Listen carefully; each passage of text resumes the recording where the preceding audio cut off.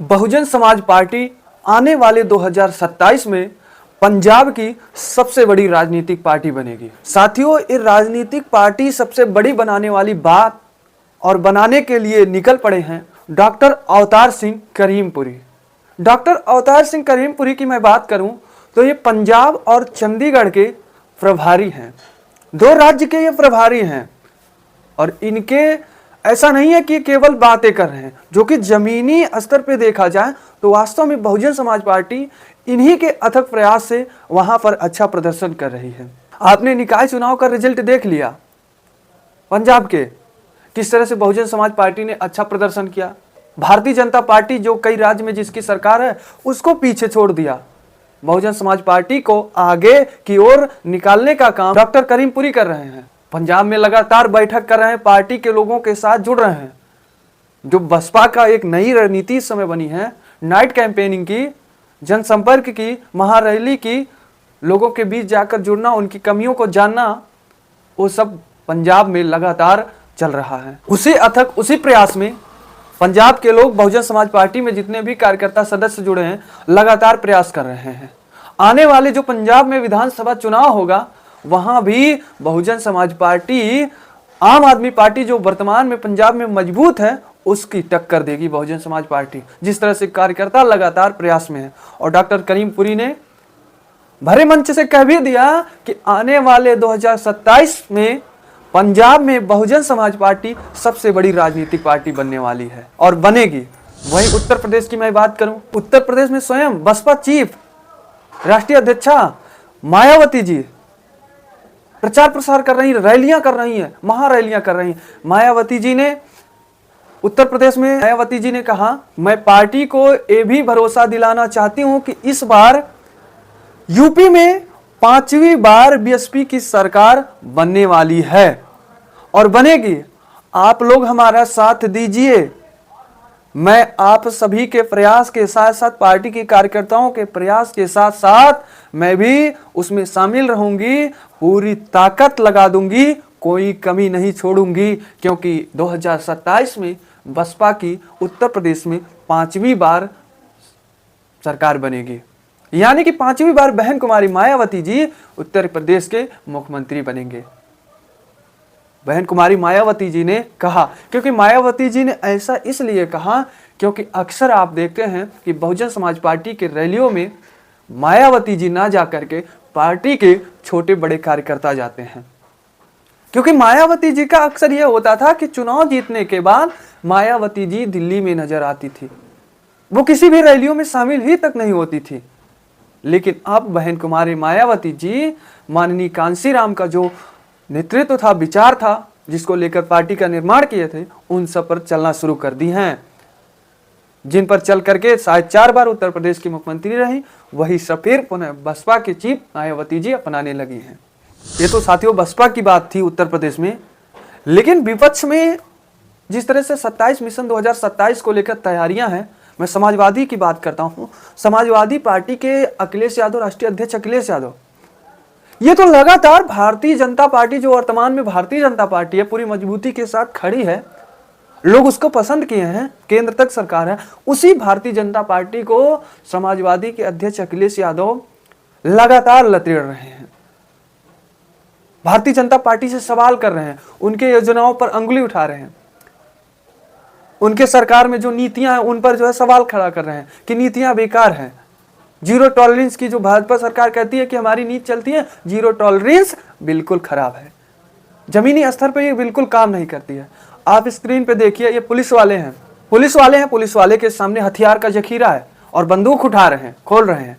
जिसके बाद अखिलेश यादव ने यही पोस्ट को सोशल अकाउंट एक्स पर पोस्ट किया और उन्होंने लिखा कि जब तक भाजपा राज के पुलिस वाले बंदूक खोलेंगे तब तक तो माफिया गुंडा 9, 2, 11 हो जाएंगे, भाग जाएंगे, जब इतना टाइम लगाएंगे। और उन्होंने कहा कि भाजपा राज में पुलिस वालों की स्किल जो है जीरो हो गई है। भाजपा की जो जीरो टॉलरेंस की नीति है वो अपराध के खिलाफ जीरो हो गई है, वो काम ही नहीं कर रही है। फर्जी का जीरो टॉलरेंस की एक शब्द है। भाजपा राज में पुलिस वालों को केवल सलामी के लिए ही रखा गया है, इनकी जो स्किल है पुलिस वालों की ये खत्म हो गई है। साथियों, ये समाजवादी पार्टी के अध्यक्ष अखिलेश यादव ने कहा है। क्या वास्तव में हमारे उत्तर प्रदेश के पुलिस वालों की स्थिति ये हो गई है? क्या पुलिस वाले वर्तमान सरकार की सलामी के लिए ही अब हैं? इनकी स्किल जीरो हो गई है? जो अखिलेश यादव कह रहे हैं, क्या अखिलेश यादव के राज्य में समाजवादी पार्टी की स्किल जो थी, जो नीति थी समाजवादी की, क्या उसके राज्य में पुलिस वाले फुल एक्टिव थे? क्या उत्तर प्रदेश में जीरो हो गए हैं?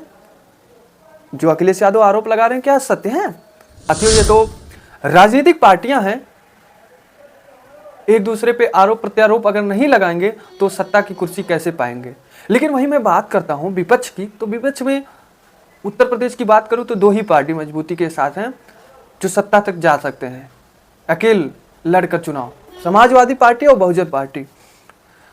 जिसमें मैं बात करता हूं समाजवादी तो लगातार सरकार पर सवाल खड़ा कर रही है, सरकार की नीतियों को जो है ठुकरा रही है, उस पर कमियां निकाल रही है। लेकिन वहीं बसपा की बात करता हूं तो बसपा केवल अपनी रणनीति, अपनी मैकेनिज्म को केवल मजबूत कर रही है कि मैं चुनाव में किस तरह से जीतूं।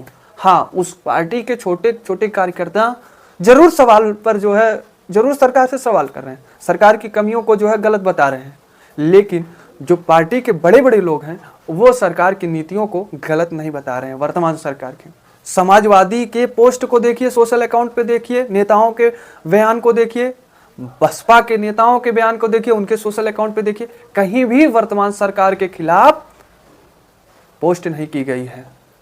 हाँ, अपील की गई है कि बहुजन समाज के जो लोग हैं उनको ये आवश्यकता है, इसको सरकार, वर्तमान सरकार पूरा कराए। ये अपील की गई है बहुजन समाज पार्टी की तरफ से, लेकिन सरकार की कमियों पे, नीतियों पे अंगुली नहीं उठाया गया है। क्या यह विचार जो है अंबेडकरवादी विचार में आता है, बहुजन समाज पार्टी के विचार में आता है, कांसीराम की नीति पर आता है कि वर्तमान सरकार या किसी भी सरकार पे अंगुली नहीं उठाना चाहिए, उसकी नीतियों पे अंगुली नहीं उठाना चाहिए? लेकिन वास्तव में मैं आपको बताऊं साथियों कि आज प्रेजेंट टाइम में, वर्तमान में राजनीति जमीनी स्तर को लेकर के नहीं की जा रही है कि मैं लोगों के बीच में जब सरकार था मेरा, मैं लोगों के लिए क्या काम किए, ये नहीं बताया जाता है। केवल राजनीति ऐसी की जा रही है, इस समय झूठी की राजनीति की जा रही है। कभी बैनर पे वार करके राजनीति किया जा रहा है, कभी जात धर्म को लेकर के राजनीति किया जा रहा है, मंदिर मस्जिद को लेकर के राजनीति किया जा रहा है, रंग कलर वेशभूषा सबको लेकर राजनीति किया जा रहा है, जो कि नहीं ऐसा होना चाहिए। वही चीज बहुजन समाज पार्टी अपनाया है, उसका नीति है। क्योंकि बहुजन समाज पार्टी जो बना था वो केवल सर्व समाज समानता को लेकर ही बना था कि हर नागरिक समान है, ऊंच नीच, कलर, वेशभूषा देख करके अंतर नहीं करना चाहिए, भेदभाव नहीं करना चाहिए।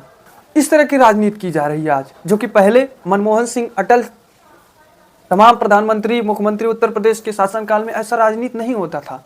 वो केवल ये दिखाते थे कि मैंने इतना किया, कागजों में देखिए जो है वो जमीन पर भी हुआ है, काम हुआ है। ऐसा नहीं कि मैं झूठा वादा कर रहा हूँ, जुमला कर रहा हूँ। मैंने जो वादा किया था, अपने मैनिफेस्टो में जो बताया था, वो मैंने किया और जमीन पे दिख रहा। लोगों के बीच ये बताते थे राजनेता, तब चुनाव में प्रचार प्रसार करते थे। लेकिन आज जो किसी काम का नहीं है, जिससे हमारे देश की हित हो ही नहीं सकती है, उस पॉइंट को लेकर के राजनीति किया जाता है। चाहे भारतीय जनता पार्टी हो, कांग्रेस हो, समाजवादी पार्टी हो, बहुजन की भी कहीं ना कहीं बहुजन समाज पार्टी भी इसी की ओर मुड़ चली है। राजनीति ऐसी कर रही है, कोई न फायदा है, उसे हमारे देश का हित हो ही नहीं सकता, उसको लेकर के, उस पॉइंट को लेकर राजनीति की जाती है। भारतीय जनता पार्टी कभी धर्म को लेकर राजनीति करती है, तो कभी राज्य का नाम, कभी जिले का नाम बदलती है। समाजवादी पार्टी की जब सरकार थी उत्तर प्रदेश में, वह भी तो जिला, शहर का नाम बदलने में लग गया था, जो कि इससे कोई भी फायदा नहीं होने वाला है, बल्कि हमारे देश की आर्थिक क्षति होगी।